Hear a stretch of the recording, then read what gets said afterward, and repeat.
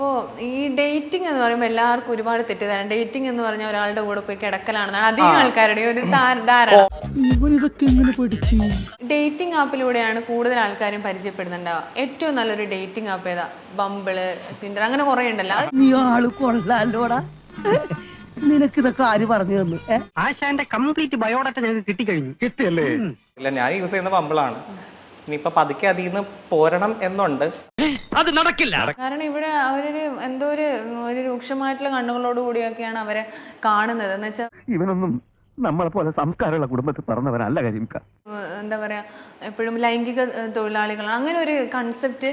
ഓ, അത് അങ്ങനെ വലിയ സർവീസ് ഒന്നുള്ള ആളാണെന്ന് തോന്നണില്ല. അപ്പൊ എത്ര പുരുഷ വേശികൾ നമ്മുടെ കൊച്ചിയിലുണ്ട്. തനി അതെന്റെ അച്ഛന്റെ കുഴപ്പ. താൻ വലിയ ക്രോസ് സാരം നടത്തണ്ട. കോഫി ഡേറ്റ് ഉണ്ട്, ഡിന്നർ ഡേറ്റ് ഉണ്ട്, സെക്സ് ഡേറ്റ് ഉണ്ട്, പാർട്ടി ഡേറ്റ് ഉണ്ട്, സ്ലീപ്പ് ഓവർ ഡേറ്റ് ഉണ്ട്. ഇനിയും കേൾക്കാനുള്ള മുസ്ലിം പോർ ഇദ്ദേഹത്തിനില്ല. അയ്യോ, ഒന്ന് കുഞ്ഞേരൂ. എന്തിനാ? അപ്പൊ സിനിമയിലൊക്കെ പ്രതീക്ഷിക്കാമോ നമുക്ക് അടുത്ത്? നല്ല നല്ല ഓപ്ഷൻസ് വന്നിനെ. ഈ അടി പിടി വെടി ഇതാണല്ലോ സിനിമ. അപ്പോ ബാംഗ്ലൂർ ലൈഫാണ് കൂടുതൽ ഇഷ്ടം? Of course. പക്ഷെ ഞാൻ ബാംഗ്ലൂരിൽ ഞാൻ ഈ ഇടയ്ക്ക് ഒരു പാർട്ടിക്ക് പോയപ്പോൾ എനിക്ക് സ്വീറ്റ് മമ്മി തന്നൊരു ഗിഫ്റ്റാണ്, ഒരു ബ്രാൻഡഡ് ക്ലോത്ത് ആണ്. അപ്പൊ അത് ഒരിക്കലും നമുക്ക് കേരളത്തിലിട്ട് നടക്കാനേ പറ്റത്തില്ല, ഒരു പാർട്ടിക്കും പോകാൻ പറ്റത്തില്ല. അങ്ങനത്തെ ഫുൾ ട്രാൻസ്പെറന്റ് ഡ്രസ്സാണ്. അമ്മേ, ഇപ്പൊ എന്നെ കാണാൻ ഒരു സ്റ്റൈലില്ലേ? നെറ്റിന്റെ ആണ്, ഫുൾ ബ്ലാക്ക് ആണ്. അതിന്റെ അകത്ത് ആകെ ഇന്നേഴ്സ് മാത്രമേ ഇട്ടിട്ടുള്ളൂ. പക്ഷെ എങ്കിലും ഞാൻ അതിട്ട് ബാംഗ്ലൂരിൽ പാർട്ടിക്ക് പോയി.